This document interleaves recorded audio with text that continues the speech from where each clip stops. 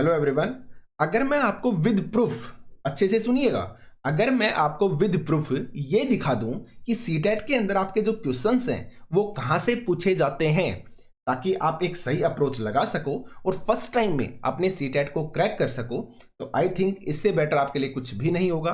तो अगर आप सीटेट जुलाई 2024 की तैयारी कर रहे हैं तो इस वीडियो में आखिर तक बने रहिएगा और एक बार कंप्लीटली अच्छे से समझिएगा। और आज की जो क्लास है उसमें आपको मैं एक्चुअल में विद प्रूफ दिखाने वाला हूं कि आपका जनवरी के अंदर जो एग्जाम हुआ था सीटेट का, तो उसके अंदर जो ईवीएस के क्वेश्चंस थे वो आपके कहां से पूछे गए थे। तो मैं क्वेश्चंस को लेके आया हूं और साथ में विद प्रूफ मैंने स्क्रीनशॉट लगा दिए हैं जहां से आपके क्वेश्चंस को पूछा गया है। तो एक्चुअल में आप यहां से समझ पाएंगे कि कहां से आपको तैयारी करनी है, क्या आपको पढ़ना है और कैसे कैसे आपको आगे बढ़ते जाना है। तो अगर आप सीटेट के लिए तैयारी कर रहे हैं तो इससे बेस्ट और ऑथेंटिक मटेरियल आपको कहीं पर भी नहीं मिलेगा। और डेली सुबह 9 बजे आपकी ईवीएस की क्लास होगी जिसमें हम थ्योरी को भी कवर करेंगे और साथ में आपके पीवाईक्यू क्वेश्चंस, आपके मैक्सिमम सेट्स, चाहे 30, 35, 35, 40 जितने भी आपके क्वेश्चंस बनेंगे, जितने भी आपके सेट बनेंगे, उन सभी सेट को हम यहाँ पे डिस्कस करेंगे। तो आराम से डेली सुबह 9 बजे आपको क्लासेस को देखना है और इन क्लासेस को बिल्कुल भी आप स्किप नहीं करोगे। उससे पहले मैं आपके साथ कुछ शेयर करना चाहूंगा। देखिए, जैसे कि आप सभी को पता है, जैसे अभी आपका जो सीटेट का जो जनवरी में एग्जाम हुआ था उसका जो रिजल्ट आया था, तो आप क्लियरली देखिएगा पेपर 1 के अंदर आपके इतने स्टूडेंट अपीयर हुए थे जिन्होंने पेपर को रजिस्टर किया था 9,58,193, और जिसमें से एग्जाम जो देने वाले थे, अपीयर जो एग्जाम के अंदर हुए थे 7,95,231, और जो सिर्फ और सिर्फ क्वालिफाई कर पाए थे सिर्फ और सिर्फ 1,26,845 स्टूडेंट थे जो एग्जाम को क्वालिफाई कर पाए। तो जैसा कि आप सभी को पता है, सीटेट के बारे में बोला जाता है कि एकदम इजी एग्जाम है, फिर भी इतने कम स्टूडेंट क्यों क्वालिफाई कर पाए। पेपर 2 को आप देख सकते हैं, लगभग 17 लाख के आसपास आपके जो फॉर्म है उनको अप्लाई किया गया था, 17.5 लाख के आसपास, 14,81,000 के आसपास स्टूडेंट हैं, उन्होंने क्या किया था, एग्जाम को दिया था, एग्जाम में अपीयर हुए थे, और सिर्फ 1,12,000। तो इन सब चीजों का रीजन क्या है, जबकि बोला जाता है सीटेट तो बहुत ही इजी एग्जाम है। तो हम उन सब चीजों के बारे में डिस्कस करेंगे और डेली सुबह 9 बजे आपको क्लास देखनी है। धीरे धीरे हम जो हमारी साइकोलॉजी है उसकी क्लास को भी स्टार्ट करेंगे, बाकी सब्जेक्ट की क्लासेस को भी हम स्टार्ट करेंगे। कहीं से कुछ भी आपको देखने की जरूरत नहीं पड़ेगी, सब कुछ आपको ऑथेंटिक और रियल तरीके से यहाँ पे करवाया जाएगा। ठीक है, अब देखिए, डेली सुबह 9 बजे क्लास रहेगी, तो क्लास को आप बिल्कुल भी स्किप नहीं करोगे। और हमारा जो टेलीग्राम ग्रुप है उसको आप ज्वाइन कर लीजिए। टेलीग्राम ग्रुप का जो लिंक है वो आपको वीडियो के डिस्क्रिप्शन में मिल जाएगा, तो वहां से आप ज्वाइन कर सकते हैं। और हमारी एप्लीकेशन है फाउंडेशन क्लासेस बाय अमित के नाम से, आप उसको भी ज्वाइन कर सकते हैं। अब देखिए, जब भी आप एग्जाम को देते हैं तो आपके माइंड में इस तरह के कुछ क्वेश्चन चलते हैं कि क्या पढ़ें, कहां से पढ़ें, कौन सी बुक्स पढ़ें कि एक ही बार में एग्जाम क्लियर हो जाए। क्या सिर्फ एमसीक्यू करने से एग्जाम क्लियर हो जाएगा, या फिर सिर्फ और सिर्फ थ्योरी करने से एग्जाम हो सकता है, या प्रीवियस ईयर जो क्वेश्चंस हैं उनका रोल होता है या नहीं होता है, कितनी बार हम रिवीजन करें, क्या एनसीईआरटी पढ़ना सफिशिएंट होगा। और अगर हम एनसीईआरटी को पढ़ना स्टार्ट भी करते हैं तो टोटल आपके 73 चैप्टर्स बनते हैं यूएस के अंदर। अगर आप एनसीईआरटी को पढ़ना स्टार्ट करोगे, 73 चैप्टर्स हैं जिनको पढ़ना अपने आप में इजी नहीं है, एकदम बच्चों वाली चीजें आपको लगेंगी, आपको ये नहीं समझ में आएगा कि कहां से आपके क्वेश्चंस को पूछा जाता है। अगर मैं इन सब चीजों के सॉल्यूशन के बारे में बात करूं तो आपको जो सही अप्रोच लगानी चाहिए वो आपकी ये होनी चाहिए, और आपको कुछ भी लगाने की जरूरत नहीं है, मैं आपको प्रॉपरली चीजें करवाऊंगा, आपको सिर्फ आराम से वीडियो को देखना है। ठीक है, तो देखिए, सबसे पहले आपको प्रीवियस ईयर जो पैटर्न है उनको समझना पड़ेगा कि किस तरह के आपके क्वेश्चंस पूछे जाते हैं।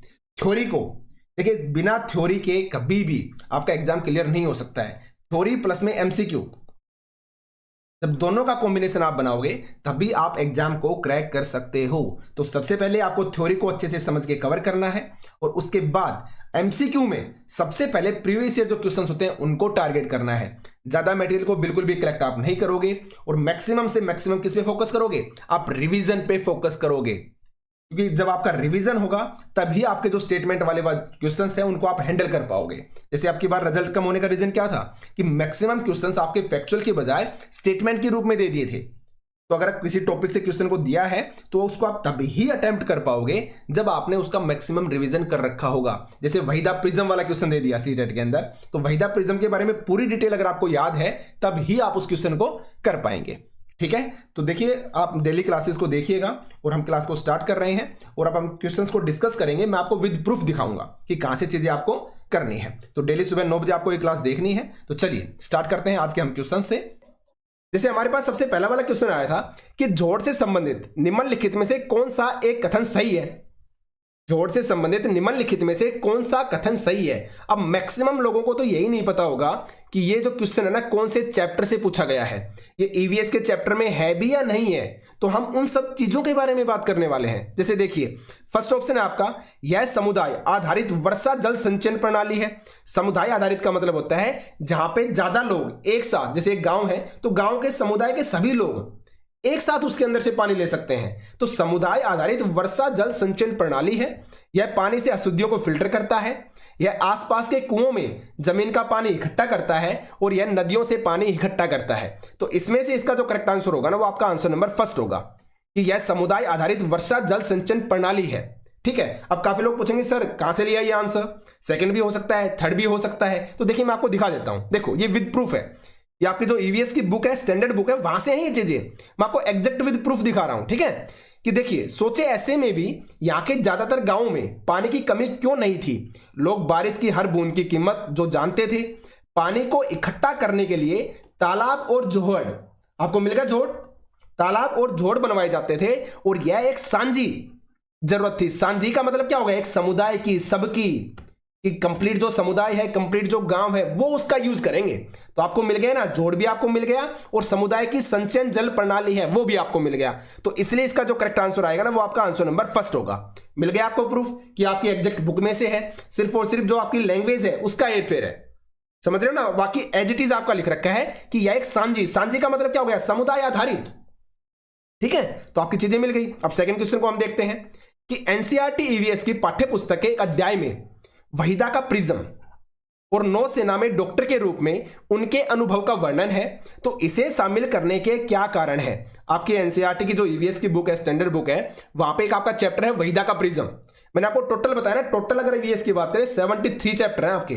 तो सबसे इंपॉर्टेंट चीज ये है कि कौन सा इंपॉर्टेंट है, कौन सा इंपॉर्टेंट नहीं है, कैसे नोट्स को बनाए, ये चीजें इंपॉर्टेंट है। इतनी चीजें पढ़ना भी आसान नहीं है कि 73 चैप्टर आप पढ़ सको। ठीक है ना। तो अब हमारे यहां पे क्वेश्चन क्या है कि वहीदा का प्रिज्म और नौसेना में डॉक्टर के रूप में उनके अनुभव का वर्णन किया गया है। तो इसे शामिल करने का क्या कारण है। तो देखिए ऑप्शन नंबर फर्स्ट है आपका, उनका अनुभव लैंगिक रूढ़ियों को चुनौती देता है। उसकी कहानी सशस्त्र बलों में एक चिकित्सा अधिकारी के जीवन की एक झलक देती है। यह समझना कि प्रिज्म 7 रंगों को दर्शाता है और उसके सामने आने वाली कठिनाइयों और उनसे निपटने के तरीकों को समझना। और ये देखिए इनको मैं बोलता हूं स्टेटमेंट के रूप में क्वेश्चंस का आना, क्योंकि ये स्टेटमेंट के रूप में क्वेश्चन है ये। और जब स्टेटमेंट के रूप में जब क्वेश्चन आता है ना, तो जो टॉपिक होता है ना, जैसे वहीदा वाला टॉपिक है ये, तो इसके बारे में कंप्लीट डिटेल आपको पता होनी चाहिए, तभी आप इनका आंसर दे पाओगे, वरना आप 100% इनमें कंफ्यूज ही रहोगे।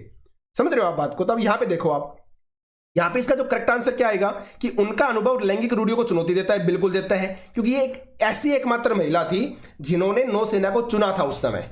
ठीक है, पनडुब्बी में जाने वाली जो सुविधा है उसको चुना था, जो सेवा है उसको चुना था। तो लैंगिक रूढ़ियों को चुनौती देता है कि लोगों का मानना होता है कि जो महिलाएं हैं ना वो काम नहीं कर सकती हैं। इसमें आगे मैं दिखाऊंगा आपको विद प्रूफ। ठीक है, तो फर्स्ट वाला आपका सही आएगा भाई। ठीक है, सेकंड है उसकी कहानी सशस्त्र बलों में एक चिकित्सा अधिकारी के जीवन की एक झलक देती है। बिल्कुल देती है। एक महिला के रूप में, चिकित्सा डॉक्टर के रूप में वहां पे ये गई है, उन्होंने सेवा दी है अपनी, तो उनकी लाइफ के बारे में दिखाती है, उनकी एक झलक है। बिल्कुल है। यह समझना कि प्रिज्म 7 रंगों में 7 रंगों को दर्शाता है, ये बिल्कुल गलत है, क्योंकि इनको इनकी स्टोरी को शामिल करने का उद्देश्य ये नहीं है कि प्रिज्म 7 रंगों को दर्शाता है। भाई वो तो हमें ऑलरेडी पता है कि जो प्रिज्म होता है वो 7 रंगों को ही दर्शाता है, तो ये रीजन नहीं है इनको शामिल करने का। नेक्स्ट है उसके सामने आने वाली कठिनाइयों और उनसे निपटने के तरीकों को समझना, ये भी आपका बिल्कुल राइट है कि जब महिलाएं फील्ड में आती हैं तो वो कैसे कैसे उन्हें कठिनाइयों का सामना करना पड़ता है, कैसे वो उनसे निपटती हैं, तो ये भी आपका सही है। तो इसका जो करेक्ट आंसर आएगा वो आपका आंसर नंबर 4 होगा। मैं आपको विद प्रूफ दिखा देता हूं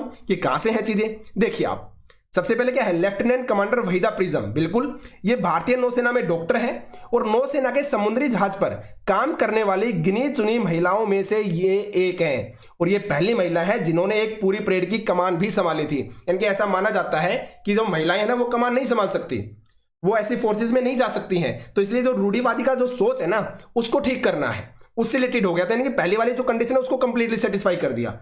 ठीक है, बहुत कम महिलाएं अधिकारियों ने जहाज पर काम किया, मैं उनमें से एक हूं।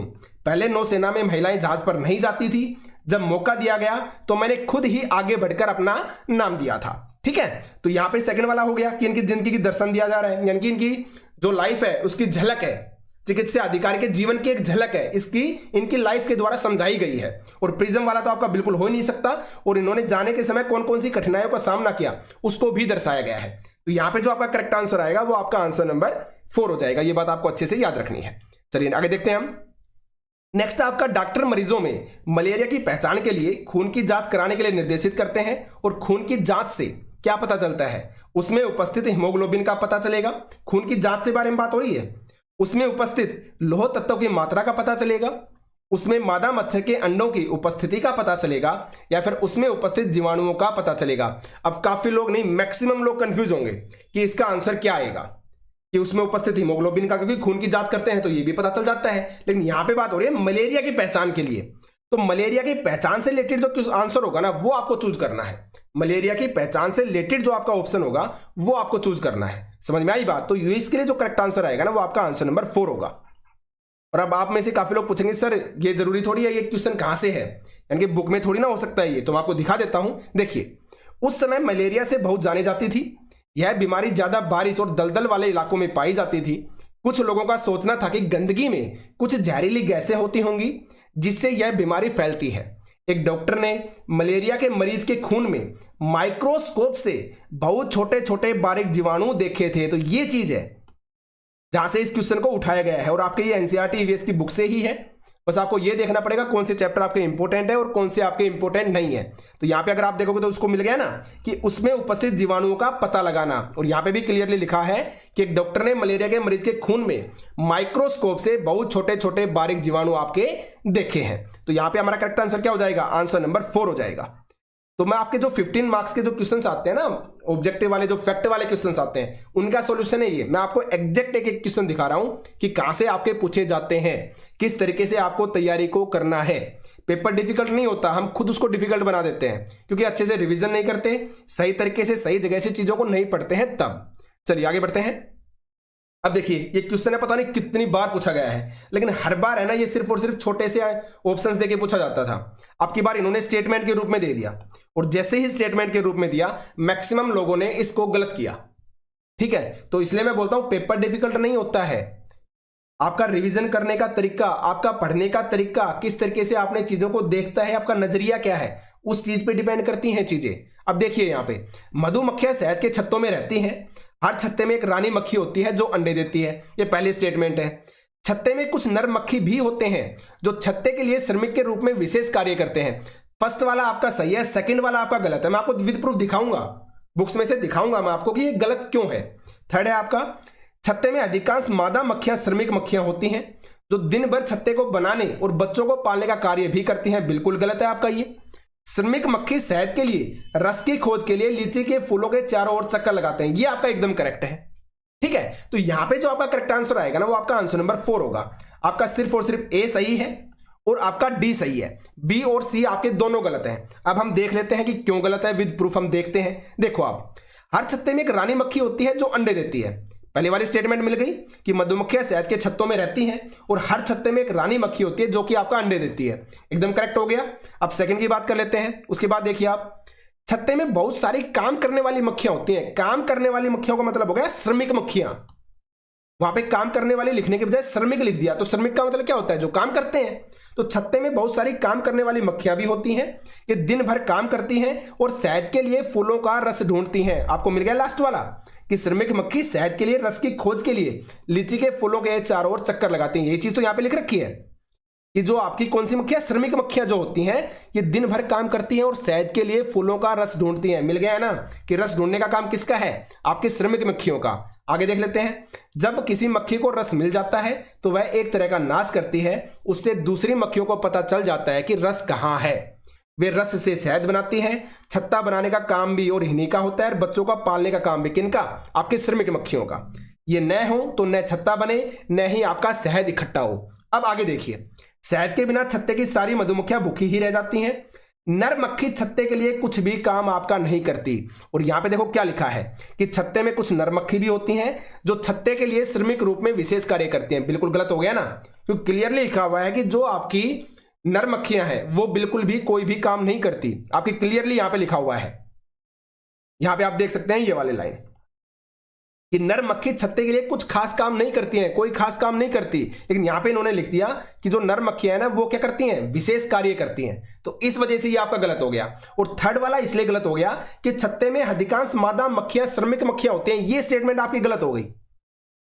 ऐसा कहीं पर भी नहीं लिखा गया है कि छत्ते के अंदर अधिकांश मादा मक्खियां श्रमिक मक्खियां होती हैं, ऐसा बिल्कुल भी नहीं लिखा गया है। तो इस वजह से आपका ये थर्ड गलत हो गया।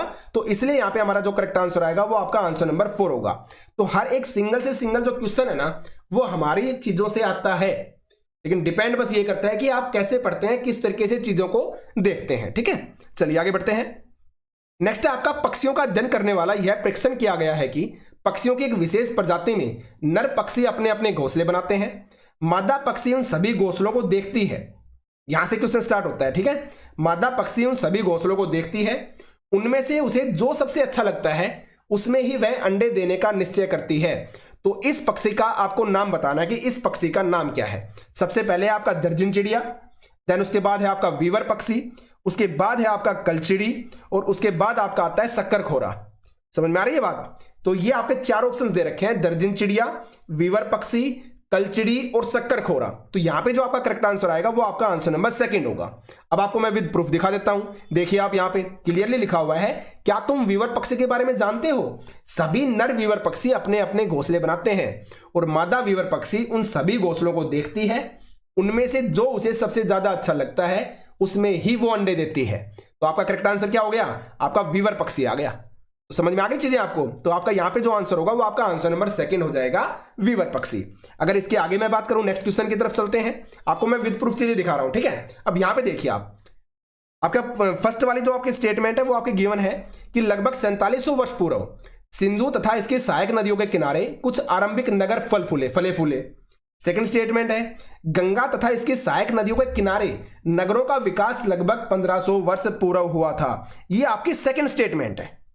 ठीक है, ये आपकी फर्स्ट स्टेटमेंट है, ये आपकी सेकंड स्टेटमेंट है, और आपसे पूछा गया है कि कौन सी सही है कौन सी गलत है। इस तरीके से आपसे ये क्वेश्चन पूछा गया है। अब यहां पे आप देखिए, अगर मैं यहां पे आपको आंसर बताऊं तो इसमें से ए तो आपका सही है और जो सेकंड वाला है ना वो आपका गलत है। और मैं आपको विद प्रूफ दिखा देता हूं। देखिए आप, क्लियरली स्टेटमेंट लिखी गई है कि लगभग 4700 वर्ष पूर्व हिनी नदियों के किनारे कुछ आरंभिक नगर फले फूले थे। किसके नदियों के किनारे? आपके सिंधु जो नदी है उनके बारे में बात हो रही है। ठीक है, और उसके नेक्स्ट वाली लाइन देख सकते हैं आप कि गंगा व इसकी सहायक नदियों के किनारे तथा समुद्र तटवर्ती इलाकों में नगरों का विकास लगभग 2500 वर्ष पूरा हुआ था। लेकिन यहां पे क्या दे दिया इन्होंने कि गंगा तथा इसकी सहायक नदियों के किनारे नगरों का विकास लगभग 1500 वर्ष पूरा हुआ था। इस वजह से ये आपका गलत हो गया। तो आपको एग्जैक्ट जो क्लियर है ना स्टेटमेंट, वो मैं आपको क्लियर दिखा रहा हूं। तो यहां पे जो करेक्ट आंसर आपका हो जाएगा आंसर नंबर 3 होगा कि ए आपका सही है, लेकिन किंतु जो बी है, बी आपका गलत है। ठीक है, तो इस चीज को आप अच्छे से समझेंगे भाई। चलिए आगे बढ़ते हैं।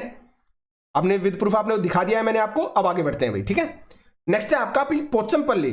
खूबसूरत डिजाइन की चमकदार रंगों की साड़ियां और विशेष प्रकार की बुनाई, जिसे हम पोचमपल्ली ही कहते हैं, के लिए विख्यात जिला है। यह निम्नलिखित में से किसका भाग है? तमिलनाडु का है, कर्नाटक का है, महाराष्ट्र का है या फिर तेलंगाना का है? तो इसका जो करेक्ट आंसर आएगा वो होगा आपका आंसर नंबर 4। कहां का है? तेलंगाना का है। मैं आपको विद प्रूफ दिखा देता हूं। देखिए आप कि मुक्तापुर गांव के बारे में ये कहानी है। तो आप यहां पे क्लियरली लिखा गया है कि मुक्तापुर गांव में रहने वाले वाणी और प्रसाद के घर में रंग बिरंगे धागों का ढेर लगा रहता है। उनके अम्मा अप्पा और परिवार के सभी लोग बुनाई का काम करते हैं और यह बुनाई बहुत ही सुंदर और अपने अपने आप में क्या होती है? अनोखी होती है।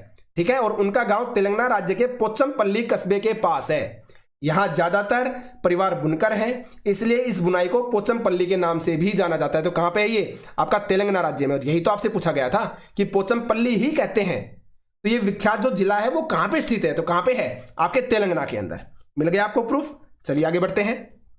नेक्स्ट है आपका हरियाणा के सीमांतवर्ती राज्य क्या है? देखिए सीटेट के अंदर हमेशा से है ना मैप से आपके 1 या 2 क्वेश्चन पूछे जाते ही जाते हैं, और उसको करने का सबसे अच्छा तरीका सिर्फ और सिर्फ एक ही बनता है कि आप जो मैप है ना उसको अच्छे से समझिए।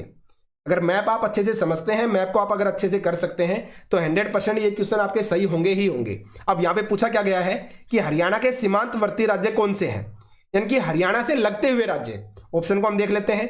हिमाचल प्रदेश, राजस्थान और उत्तर प्रदेश, उत्तर प्रदेश, उत्तराखंड और मध्य प्रदेश, हिमाचल प्रदेश, पंजाब और बिहार, बिहार, पंजाब और उत्तर प्रदेश। देखिए नेग्लेक्ट करने का तरीका होता है आपका, अगर मैं यहाँ पे उत्तर प्रदेश, उत्तराखंड और मध्य प्रदेश की बात करता हूं तो उत्तराखंड आपका कहां पे पड़ता है, ऊपर की साइड पड़ता है, तो ये आपका नहीं होगा, नॉर्मल सी बात है। मैं आपको दिखाऊंगा, अभी मैप दिखाऊंगा। हिमाचल प्रदेश, पंजाब और बिहार की बात करते हैं तो हरियाणा आपका यहाँ पे है, बिहार आपका देखिए यहाँ पे जाके है। अगर आप मैप देखोगे ना तो बिहार भी नहीं हो सकता, तो ये भी कैंसिल हो गया। इसमें भी बिहार गिवन है, ये भी आपका नहीं होगा। करेक्ट आंसर होगा आपका आंसर नंबर फर्स्ट। आप पहले मैप को ही देखिए, देखो ये आपका हरियाणा, तो हरियाणा से लगता हुआ उत्तराखंड है, बिल्कुल है, तो ये तो आपका हो सकता है। ऊपर आप देखिए पंजाब भी लगता हुआ है, अगर आप नीचे की तरफ देखते हैं तो राजस्थान भी आपका लगता हुआ है, और यहां पे आपका उत्तर प्रदेश भी आपका लगता हुआ है। ठीक है, ये सारे के सारे इसमें लगते हुए हिमाचल प्रदेश भी आपका लगता हुआ है। तो कौन सा ऑप्शन आपका करेक्ट होगा, आपका हिमाचल प्रदेश, राजस्थान और उत्तर प्रदेश, ये वाला जो फर्स्ट वाला है वो हो जाएगा। उत्तराखंड भी आपका लगता है, लेकिन मध्य प्रदेश आपका दूर पड़ता है तो नहीं लग पाएगा। उत्तर प्रदेश आपका लगता है, मध्य प्रदेश नहीं लगता, तो इसलिए जो करेक्ट आंसर आएगा वो आपका क्या होगा, आंसर नंबर फर्स्ट हो जाएगा। याद रखिएगा भैया आप, तो मैप को अच्छे से याद करिए। अगर आपको मैप अच्छे से याद होगा तो चीजें आपके लिए बिल्कुल ही आसान होंगी। अब देखिए यहाँ पे हरियाणा और बिहार यहाँ पे है, तो बिहार वाले दोनों ऑप्शन आपके गलत हो गए, ठीक है ना। तो इस तरह से आप क्वेश्चंस को करेंगे तो ये आपका हो गया आंसर नंबर फर्स्ट। चलिए आगे बढ़ते हैं। नेक्स्ट हम देखते हैं कि कथन ए और आर आपको दे रखे हैं, इनके बारे में आपसे पूछा है कि कौन सा सही है और कौन सा आपका गलत है। अब देखिए स्टेटमेंट है कि रेशम का कीड़ा अपनी मादा को उसकी गंध से कई किलोमीटर दूर से ही पहचान लेता है। कुछ मादा कीड़े फेरोमोन्स छोड़ते हैं जिसके गंध को नर कीड़े पहचान लेते हैं। अगर मैं इसके बारे में बात करता हूं तो इसका जो करेक्ट आंसर आएगा वह हो जाएगा आपका आंसर नंबर फर्स्ट, कि दोनों कथन ए और आर सही हैं और आर ए की सही व्याख्या भी करता है। मैं आपको प्रूफ दिखा देता हूं कि क्यों सही है। देखिए आप, देखो क्लियरली आपका दिया गया है कि बहुत साल पहले एक वैज्ञानिक ने इसी तरह के कई प्रयोग किए थे और वे इस नतीजे पर पहुंचे कि चींटियां चलते समय जमीन पर कुछ ऐसा खास छोड़ती हैं जिसे सूंघकर पीछे आने वाली चींटियों को रास्ता मिल जाता है। स्पेशली चींटियों का नाम इन्होंने लिया, लेकिन इन्होंने नॉर्मली कीड़े मकोड़े जो है ना उनके बारे में बात की थी। देखो यहाँ पे क्लियरली लिखा भी है कि कुछ नर कीड़े मकोड़े अपनी मादा कीड़े की गंध से उसकी पहचान कर लेते हैं। ठीक है, और यहां पे देखो क्लियरली लिख भी दिया गया है कि मैं रेशम का कीड़ा हूं, मैं अपनी मादा को उसकी गंध से कई किलोमीटर दूर से ही पहचान लेता हूं। तो यही तो स्टेटमेंट के अंदर दिया हुआ है कि रेशम का कीड़ा अपनी मादा को उसकी गंध से कई किलोमीटर दूर से ही पहचान लेता है, तो बिल्कुल सही है। और कारण भी क्या दिया है कि कुछ मादा कीड़े फेरोमोन्स छोड़ते हैं जिसकी गंध को नर कीड़े पहचान लेते हैं। जैसे चींटियों के बारे में बोला भी गया है कि वो क्या करती हैं, चलते समय जमीन पर कुछ ऐसा छोड़ती हैं जिसे सूंघकर पीछे आने वाली चींटियों को क्या मिल जाता है, रास्ता मिल जाता है। तो इस वजह से आपकी जो दोनों स्टेटमेंट होंगे ना वो आपकी सही होंगी। तो इसलिए मैं बोलता हूं चीजें हार्ड नहीं होती हैं, बस डिपेंड ये करता है कि आप किस तरीके से उनको पढ़ते हो, किस तरीके से आप उनको देखते हो। जितने भी क्वेश्चन आपकी बार दिए थे ना सीटेट में वो आपके स्टेटमेंट की तरह थे। उस स्टेटमेंट वाले क्वेश्चंस को आप जब भी कर पाओगे जब एक सिंगल से सिंगल थ्योरी की लाइन आपको याद होगी। और देखिए याद करनी आसान है, टोटल आपके ईवीएस के अंदर 73 चैप्टर हैं, तो सबको पढ़ना आसान नहीं है, लेकिन नॉर्मल सी बात है आपको ये पता होना चाहिए कौन से इंपॉर्टेंट है, कहां से क्वेश्चंस बनते हैं और इसमें से कहां कैसे कैसे शॉर्ट नोट्स बनाने हैं, कौन सी चीजें आपको अच्छे से रेडी करनी है। एक सिंगल क्वेश्चन देखिए, इस बार मैंने सीटेट की तैयारी नहीं करवाई थी, लेकिन इससे पहले जो सीटेट हुआ था ना आपका, उसकी मैंने सीटेट की तैयारी करवाई थी। तो वहां पे ईवीएस के अंदर 15 के 15 जो आपके फैक्चुअल आते हैं ना, एग्जैक्ट आपके यूं के यूं नोट्स में से थे, एक सिंगल क्वेश्चन आपका गलत नहीं हुआ था। ठीक है, तो ये मैं आपको बताना चाहता हूं कि देखिए अगर आप अच्छे से चीजों को करोगे तो चीजें पॉसिबल है, बस डिपेंड ये करता है कि आप क्या पढ़ते हैं, कहां से पढ़ते हैं। ठीक है, चलिए आगे देख लेते हैं। अब हम नेक्स्ट है आपका कि दिए गए कथनों को ध्यानपूर्वक पढ़ें एवं सही विकल्प चुने। अब ये वाला जो क्वेश्चन दे रखा है ना, ये आपका साइंस से दे दिया। ठीक है, आपके ईवीएस से नहीं है, ये आपके साइंस से क्वेश्चन दे दिया। तो इसलिए मैं बोलता हूं कि एनसीईआरटी भी सफिशिएंट नहीं है। आपको पता होना चाहिए कि एनसीईआरटी की जो ईवीएस है उसके अलावा भी कौन कौन सी चीजें आपके लिए पढ़ना जरूरी है। कुछ चीजें बाहर से भी आती हैं, उनको भी कवर करना जरूरी होता है। ठीक है, तो अब देखो फर्स्ट है आपका कि जाइलम जल और खनिजों को जड़ों से पौधों के बाकी हिस्सों तक पहुंचाते हैं। बिल्कुल सही बात है भाई। नेक्स्ट है आपका कि फ्लोएम भोजन को पत्तियों से पौधों के विभिन्न भागों में स्थानांतरित करता है। एकदम 100% करेक्ट है। ठीक है, तो यहां पे आपका आंसर क्या होगा, आंसर नंबर फर्स्ट हो जाएगा। और मैं विद प्रूफ आपको दिखा देता हूं कि बुक्स में से चीजें आती भी है या नहीं आती। तो आप देख सकते हैं कि जल और पोषक तत्व यानी कि खनिज, क्योंकि पोषक तत्वों में आपका खनिज भी आ जाता है ना, तो जल और पोषक तत्वों के परिवहन के लिए पादपों में जो संवहन उत्तक होता है, जो टिश्यू होता है, उसे हम जाइलम बोलते हैं, जाइलम या दारू। ठीक है, तो आपको पता चल गया कि जल और खनिज तत्वों के परिवहन के लिए क्या आवश्यक है, आपका जाइलम आवश्यक है। और यहीं पे अगर मैं भोजन के बारे में बात करूं तो यहां पे आप देख सकते हैं कि भोजन को पादप के सभी भागों में ले जाया जाता है और यह कार्य एक संवहन उत्तक टिश्यू के द्वारा किया जाता है, जिसे हम फ्लोएम बोलते हैं। फ्लोएम को बोला जाता है पोषवाहा। क्या बोला जाता है? पोषवाहा बोला जाता है। तो दोनों के दोनों क्वेश्चंस आपके एग्जैक्ट मैंने विद प्रूफ दिखा दिए हैं। ठीक है, चलिए अब आगे बात कर लेते हैं। देखिए उसके नेक्स्ट है आपका ये अलबरूनी का पूछा था। जितने भी क्वेश्चन सीटेट में पूछे थे ना, सारे के सारे स्टेटमेंट के रूप में पूछ लिए। सबसे बड़ी प्रॉब्लम ये हुई आपके साथ, इसलिए है ना, आप खुद देख सकते हैं कि आपके लगभग 22 लाख लोगों ने पेपर दिया था और मात्र पास कितने हुए? मात्र और मात्र 2.5 लाख। रीजन क्या था? चीजों को अच्छे से रिवाइज नहीं करना, फालतू की चीजें पढ़ना, अनलिमिटेड मटेरियल को कलेक्ट करते जाना, या तो किसी यूट्यूब चैनल को चूज किया सिर्फ और सिर्फ एमसीक्यू के लग गए, या सिर्फ और सिर्फ थ्योरी को पढ़ लिया, वहीं पे बात को समाप्त कर देना। देखो मैं हमेशा बोलता हूं कि जब भी किसी एग्जाम को क्रैक करना है ना, आपके एमसीक्यू और प्लस में थ्योरी दोनों चीजें ही इंपॉर्टेंट होती है, तभी आप एग्जाम को क्रैक कर पाओगे। और थ्योरी भी आप क्या पढ़ रहे हैं, कहां से पढ़ रहे हैं, ये चीजें मोस्ट इंपॉर्टेंट होती हैं। देखिए जरूरी नहीं है कि आप 15 घंटे लगातार पढ़ें, इंपॉर्टेंट ये है कि आप पढ़ क्या रहे हैं। एग्जाम को क्रैक करने के लिए जरूरी ये होता है कि आप पढ़ क्या रहे हैं। मटेरियल इंपॉर्टेंट होता है, समय इंपॉर्टेंट नहीं होता। समय तो देना पड़ता है, वो चीज एकदम सही है, लेकिन मटेरियल भी तो इंपॉर्टेंट रहेंगे ना। आप अगर 15 घंटे आप ऐसी चीजें पढ़ रहे हैं जो एग्जाम से रिलेवेंट है ही नहीं, तो उनका फायदा क्या होगा, आप खुद बताइए। ठीक है ना, तो इसलिए देखिए अब नेक्स्ट क्वेश्चन के हम बढ़ते हैं कि अलबरूनी के बारे में निम्नलिखित कथनों में से कौन सा सही नहीं है। हमसे नहीं है पूछा गया था, तो देखते हैं। अलबरूनी जहां से आए थे उसे आजकल उज्बेकिस्तान कहते हैं, एकदम बिल्कुल सही स्टेटमेंट है, मैं आपको दिखाऊंगा आगे। 1000 से भी ज्यादा साल पहले वह भारत आए थे, बिल्कुल सही स्टेटमेंट है ये भी। आगे बढ़ते हैं। उसने भारत के उस समय के तालाबों के बारे में कुछ भी नहीं लिखा, ये आपका गलत है, क्योंकि जब वो भारत में आए थे ना, उन्होंने तालाबों के बारे में बहुत अच्छी बातें लिखी थी। उन्होंने इस चीज को माना था कि भारत के जो कारीगर हैं वो तालाब बनाने में माहिर हैं, ये बात उन्होंने खुद से बोली थी, मैं आपको दिखाऊंगा अभी आगे। और उसने अपने लेखों में भारत में तालाब बनाने की जो तकनीक है उसकी प्रशंसा की थी, बिल्कुल 100% आपका करेक्ट है। तो हमसे पूछा था कि नहीं है, तो नहीं वाला आंसर क्या हो जाएगा, आपका आंसर नंबर 3 हो जाएगा। अब आप देख सकते हैं प्रूफ को, देखिए आप कि 1000 से भी ज्यादा साल पहले एक यात्री भारत आया था जिसका नाम क्या था, अलबरूनी। तो आपको आंसर मिल गया सेकंड वाले का कि 1000 से भी ज्यादा साल पहले वह भारत आए थे, बिल्कुल मिल गया। आगे देखिए, अलबरूनी जिस देश से आए थे उसे आजकल उज्बेकिस्तान बोलते हैं। एज इट इज स्टेटमेंट है कि अलबरूनी जहां से आए थे उसे आजकल क्या बोलते हैं, उज्बेकिस्तान बोलते हैं। मिल गए स्टेटमेंट, तो ये भी आपका सही हो गया। आगे देख लेते हैं हम तालाबों के बारे में कि अलबरूनी उस समय के तालाबों के बारे में क्या लिखते हैं कि यहाँ के लोग तालाब बनाने में तो क्या है, माहिर हैं, ऐसा उन्होंने लिखा था। किसके बारे में, तालाबों के बारे में। तो इसलिए आंसर क्या हो जाएगा आपका 4 भी सही हो जाएगा। तो यहां पे करेक्ट आंसर क्या होगा, आंसर नंबर 3, क्योंकि पूछा था हमसे नहीं है, तो उसने भारत के उस समय के तालाबों के बारे में कुछ भी नहीं लिखा। ये स्टेटमेंट क्या हो गई आपकी, गलत हो गई, और यही आपका आंसर हो जाएगा आंसर नंबर 3।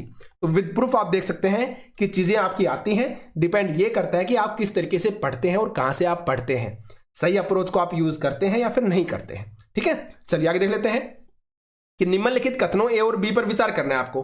कथन ए आपका गिवन है कि बोरा असम में उपयोग की जाने वाली धान का एक सामान्य प्रकार है, एक किस्म है। बोरा असम में उपयोग की जाने वाली धान का एक प्रकार है, बिल्कुल करेक्ट स्टेटमेंट है। ठीक है, मैं आपको दिखाऊंगा विद प्रूफ आप आगे।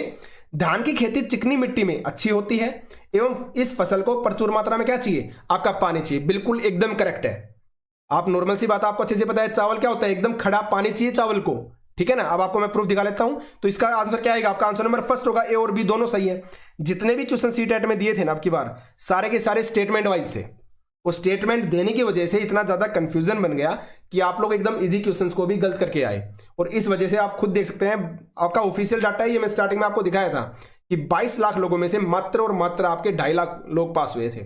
तो उसका रीजन यही है, चीजें आपकी एकदम ईजी थी लेकिन फिर भी नहीं कर पाए। देखिए आप, बोरा असम में खाए जाने वाले चावलों की क्या है, एक किस्म है। मिल गया आपको, जो पकने के बाद क्या हो जाते हैं, आपके चिपचिपे हो जाते हैं। तो मिल गए ना पहले स्टेटमेंट आपको कि बोरा असम में उपयोग की जाने वाली धान का एक सामान्य प्रकार है। और सेकंड स्टेटमेंट क्या है, ये आपको पहले से ही पता है कि ये इस फसल को क्या चाहिए, प्रचुर मात्रा में पानी चाहिए। तो आपका जो करेक्ट आंसर हो जाएगा, आंसर नंबर फर्स्ट हो जाएगा। ठीक है, ए और बी दोनों ही आपके सही है। चलिए आगे देखते हैं। नेक्स्ट है आपका कि गढ़शिस्तर से संबंधित निम्नलिखित कथनों में से कौन सा एक कथन सही नहीं है। देखिए यहां पे भी नहीं है पूछ लिया, और ये क्वेश्चन भी आपका कंप्लीटली स्टेटमेंट के रूप में दे दिया। आपको एक सिंगल क्वेश्चन का मैं प्रूफ दिखाऊंगा कि आपकी बुक्स में से चीजें आती हैं या नहीं आती हैं। हमारे द्वारा जो नोट्स आपको प्रोवाइड करवाए जाएंगे उनमें से चीजें आती हैं या फिर नहीं आती हैं। आप खुद से इन चीजों को देखिए, ठीक है। देखो फर्स्ट स्टेटमेंट है कि जैसलमेर राजा घटसी ने इसे बनवाया था, बिल्कुल सही स्टेटमेंट है। यह लगभग 650 साल पहले बनाया गया था, यह भी एकदम करेक्ट स्टेटमेंट है। और यह 9 तालाबों से जुड़ा हुआ था, यह भी आपका एकदम करेक्ट है। यह तालाब आज भी प्रयोग में है, यह आपका गलत है। तो आंसर होगा आपका आंसर नंबर 4। अब हम देख लेते हैं एक बार प्रूफ को। देखिए आप आगे कि यह 650 साल पुराना घटसीसर यानी कि तालाब है। आप देख सकते हैं क्या गिवन है, यह लगभग 650 साल पहले बनाया गया था। मिल गई स्टेटमेंट, एकदम सही है भाई। आगे देखिए, जैसलमेर के राजा घटसी ने लोगों के साथ मिलकर इसे बनवाया था, तो मिल गया किसने बनवाया था, राजा घटसी ने। तो पहली वाली स्टेटमेंट भी आपकी करेक्ट हो गई, एज इट इज मैंने आपको दिखा दी है।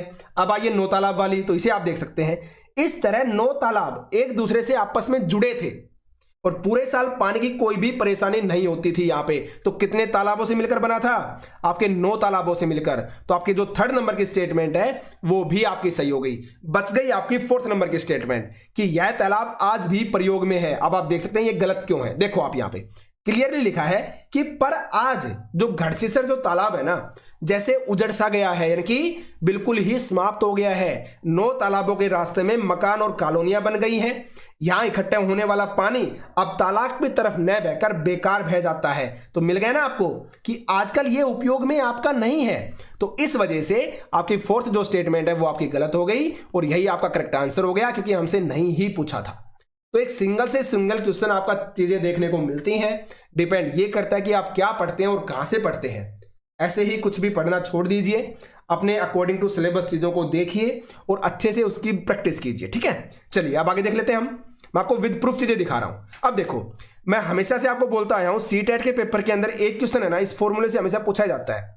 आप प्रीवियस ईयर के जितने भी क्वेश्चन पेपर है ना, आप देख लेना, आपको ये क्वेश्चन लगभग मिलेगा ही मिलेगा, ठीक है। अब क्वेश्चन क्या है आपका कि उस वस्तु का द्रव्यमान ज्ञात कीजिए जिसका घनत्व 12 ग्राम पर मिलीलीटर है तथा आयतन कितना है, 3 मिलीलीटर है, ठीक है। आपका क्लियरली गिवन है।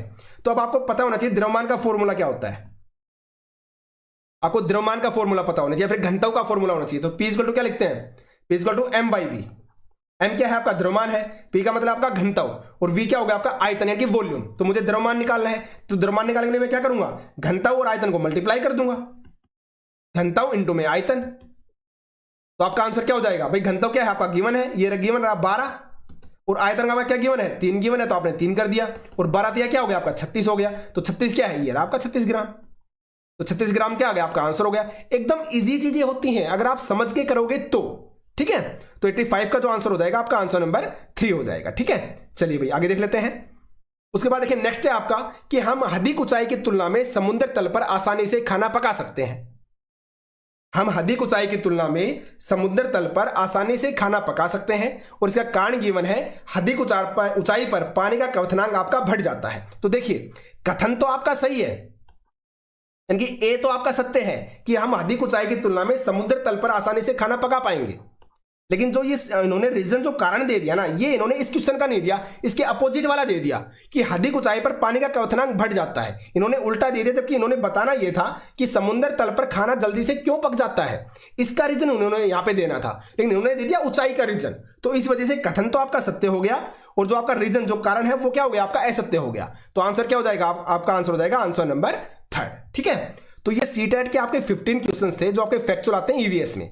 अब ईवीएस के अंदर आपके 15 तो आते हैं पेडागोजी के क्वेश्चन।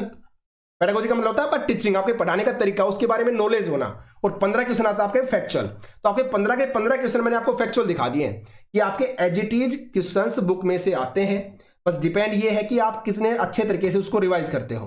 आपके 73 टोटल चैप्टर हैं ईवीएस के अंदर, तो इनको सभी को पढ़ना भी आसान नहीं है। आपको ये पता होना चाहिए किस चैप्टर में से किन चीजों को उठाना है, कैसे उसके अच्छे से नोट्स बनाने हैं। इन सब चीजों के बारे में आपको पता होगा ना, तो चीजें आपके लिए मुश्किल नहीं रहेंगी। अब की बार आप खुद देख सकते हैं कितने लाख, 22 लाख लोगों ने पेपर दिया था और मात्र जो पास हुए ना सिर्फ और सिर्फ आपके कितने हुए थे, 2.5 लाख। और ये सिर्फ और सिर्फ पात्रता थी। तो आप समझ सकते हैं कि पेपर का लेवल किस तरह का आया था। पेपर इजी था, लोग डिफिकल्ट बता रहे हैं। रीजन क्या है, अच्छे से थ्योरी को नहीं समझना। स्टेटमेंट में क्वेश्चन दे दिया, आपके सारे के सारे क्वेश्चन स्टेटमेंट में दे दिए। स्टेटमेंट में देने का मतलब कि आपका क्वेश्चन की स्टेटमेंट हो गई, 3 से 4, और फिर आपसे आंसर पूछ लिया कि ABC होगा, BDC होगा, इस तरीके से, यानी कि टॉपिक की पूरी डिटेल आपको पता होगी ना, तभी आप कर पाओगे। तो इसलिए है ना, अच्छे से सोच समझ के आप चीजों को किया कीजिए, और इस तरह से अगर आप करोगे तो 100% चीजें आप लोगों के लिए आसान रहेंगी ही रहेंगी।